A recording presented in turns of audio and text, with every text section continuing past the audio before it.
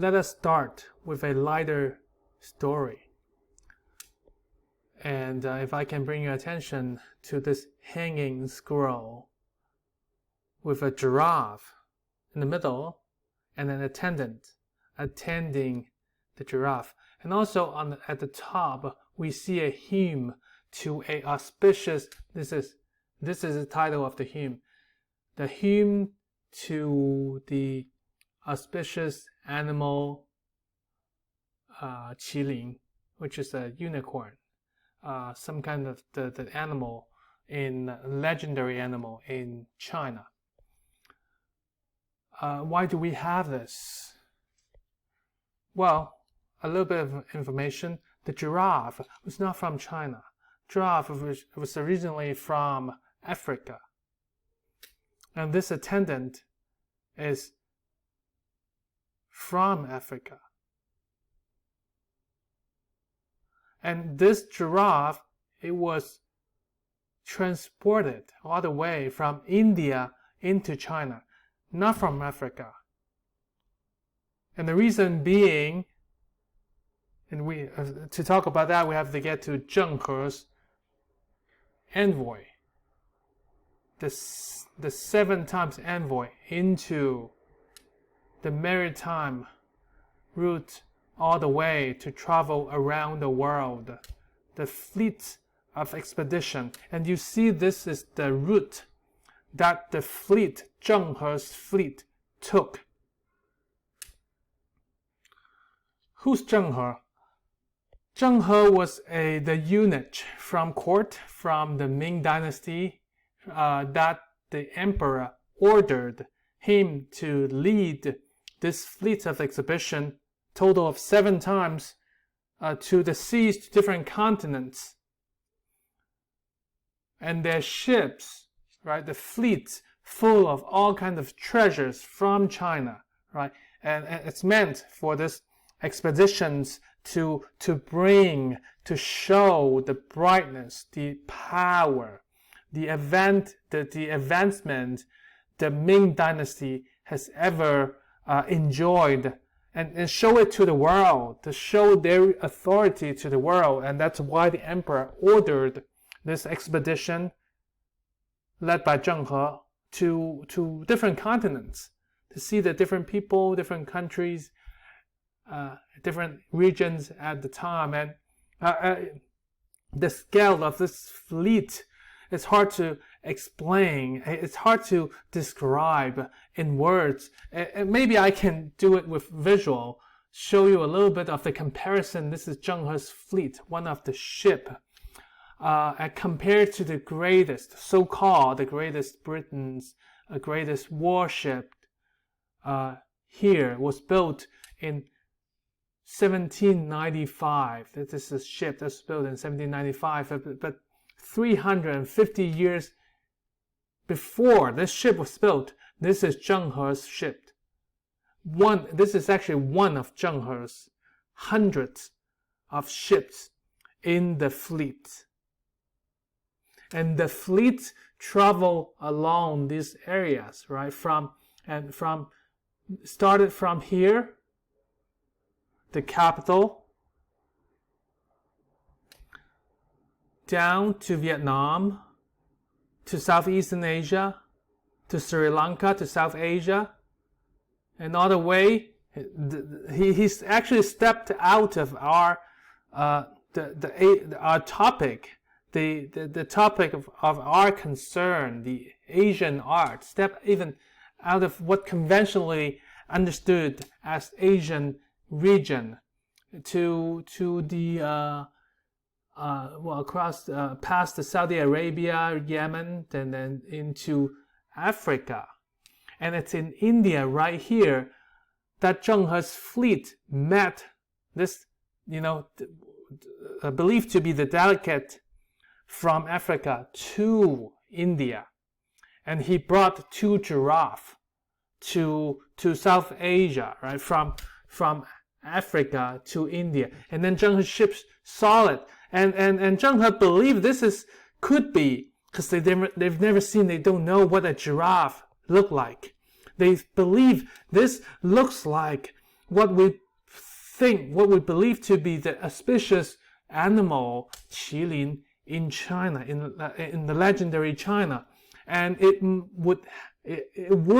must please the emperor, right? If you can bring an auspicious animal, what we usually only see in legends, in paintings, in folklores, right?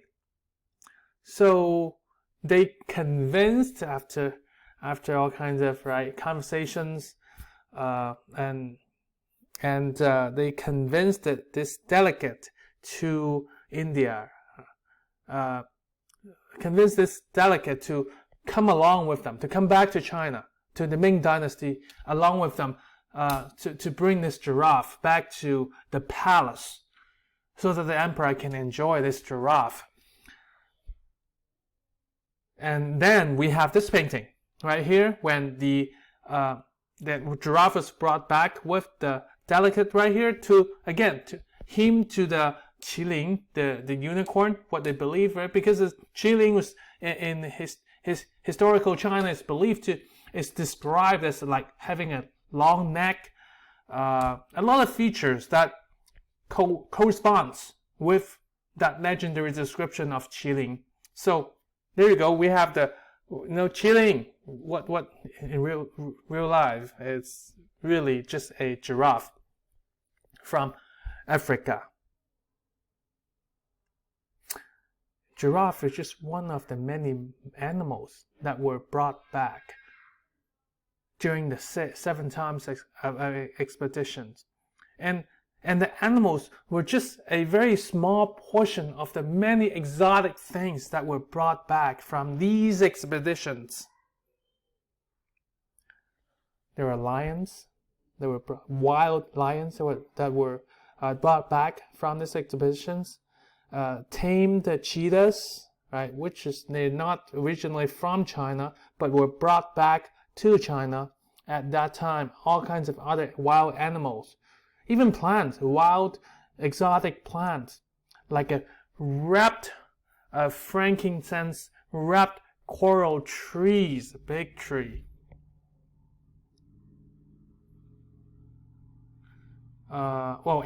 Speaking of animals, there's like oryx.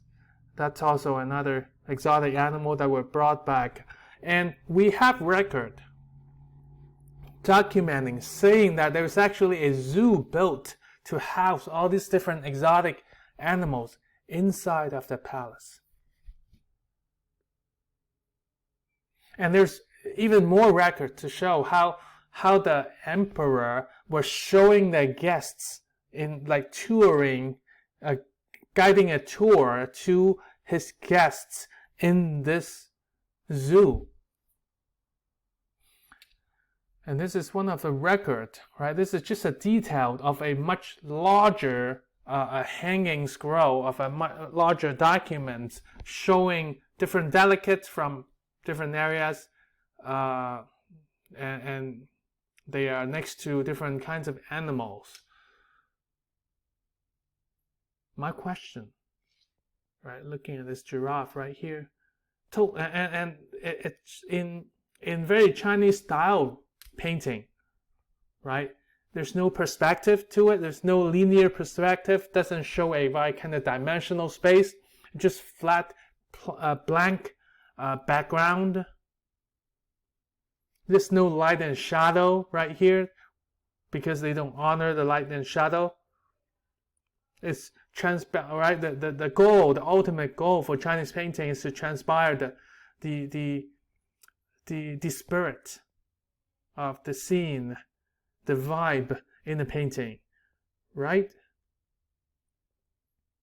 My question here is, this is very expensive expeditions. Maybe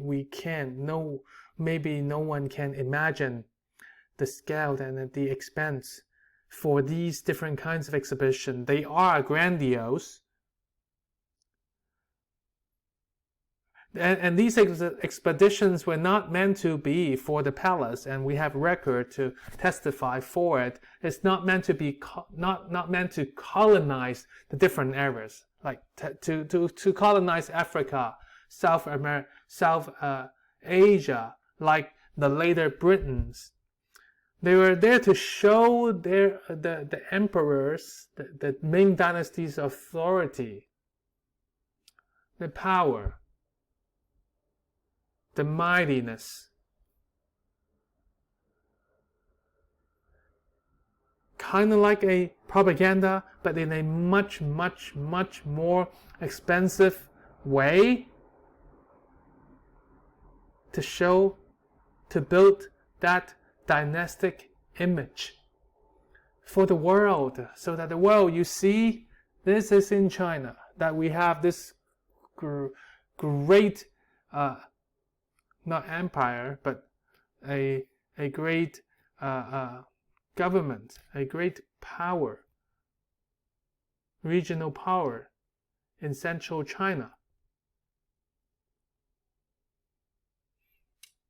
And that's why this, right, painting is ordered by the court and executed by the court painter. You see the system going, right? We've talked about this court painter serving the court, patronized by the court. This cycle of art production, right? And this is the outcome of that painting. The Ming power, huge economic growth was happening at this time.